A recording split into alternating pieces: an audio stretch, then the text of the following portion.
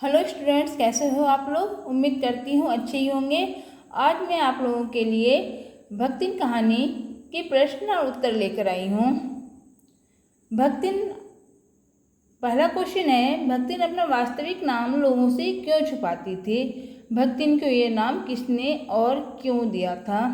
जैसा कि आपने चैप्टर में पढ़ाई है, भक्तिन का वास्तविक नाम लक्ष्मी था और यह जो थी भक्तिन गांव की एक प्रसिद्ध सुरमा की इकलौती बेटी थी और संभ्रांत परिवार में जन्म लेने के कारण इनके पिता ने इनका नाम भक्तिन रखा था। पर भक्तिन जो थी उनका असली नाम लक्ष्मी था। लक्ष्मी नाम धन और समृद्धि का प्रतीक माना जाता है।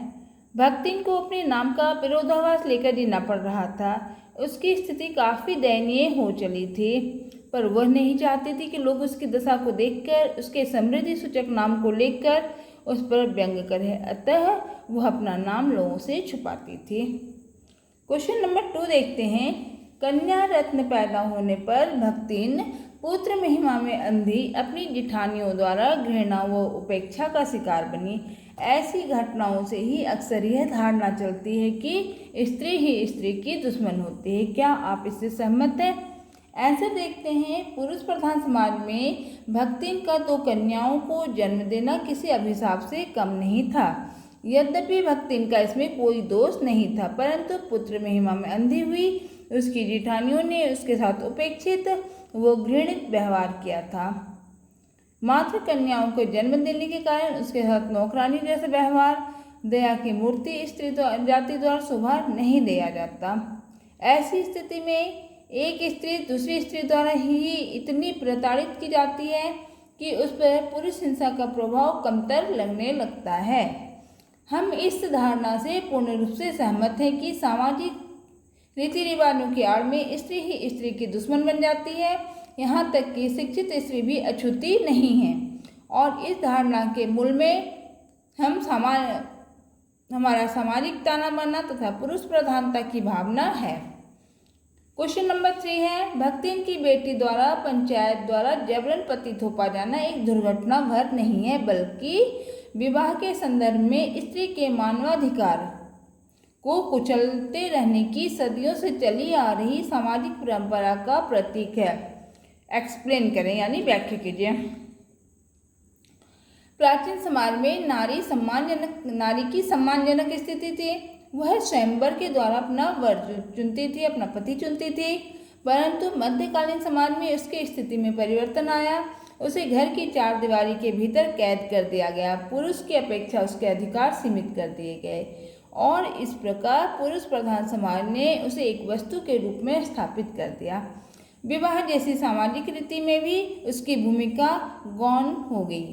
भक्तिन की बेटी पर पंचायत द्वारा जबरन पति थोपना पंचायत के पुरुष सदस्यों की मनमानी का ही परिणाम था। इस तरह भक्तिन की बेटी के साथ वही हुआ जो नारी जाति के साथ सदियों से होता आया है। क्वेश्चन नंबर 4 देखते हैं।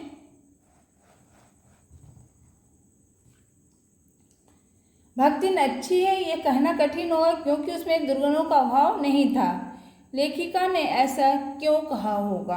आंसर है, सर्वगुण संपन्नता एक दुर्लभ गुण है। कोई भी व्यक्ति सर्वगुण संपन्न नहीं होता है।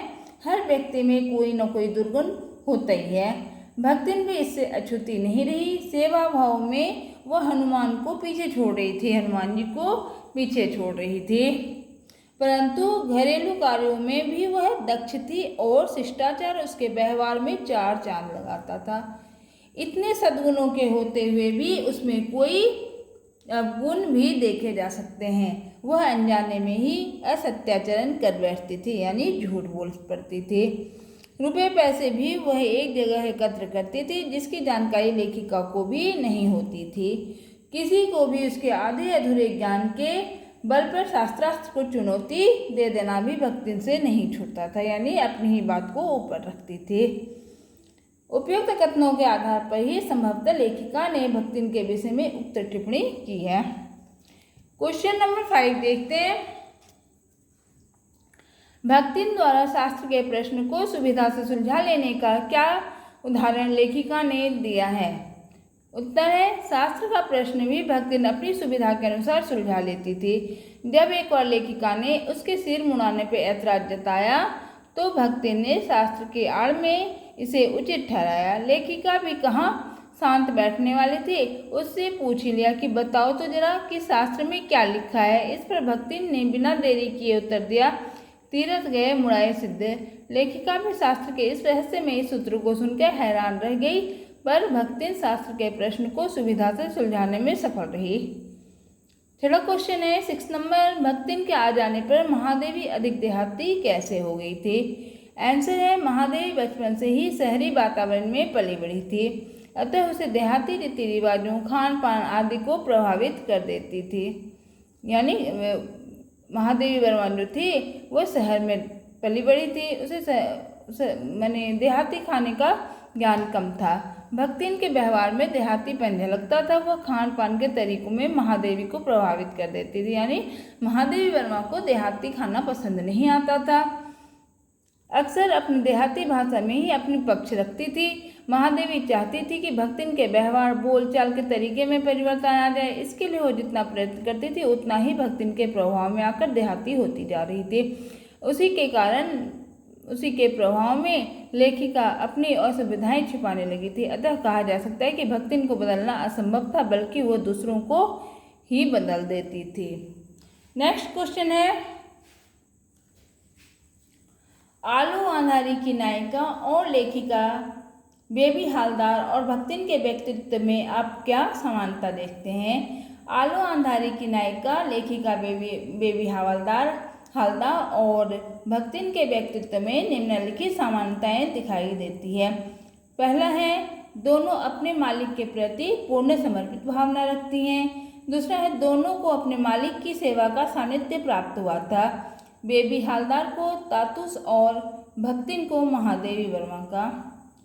तीसरा समानता है, दोनों के मालिक सरल हृदय, आत्मीयता की भावना से पूर्ण तथा दुख दर्द को समझने वाले थे।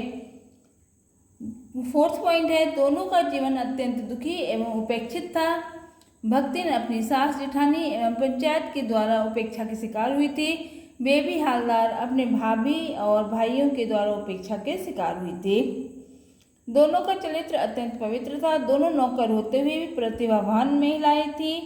बेबी हालदार लेखिका के रूप में समाज के सामने आई और भक्तिन अनपढ़ होने के कारण कितनी दंत कथाओं को प्रायः महादेवी वर्मा को सुनाया करती थी।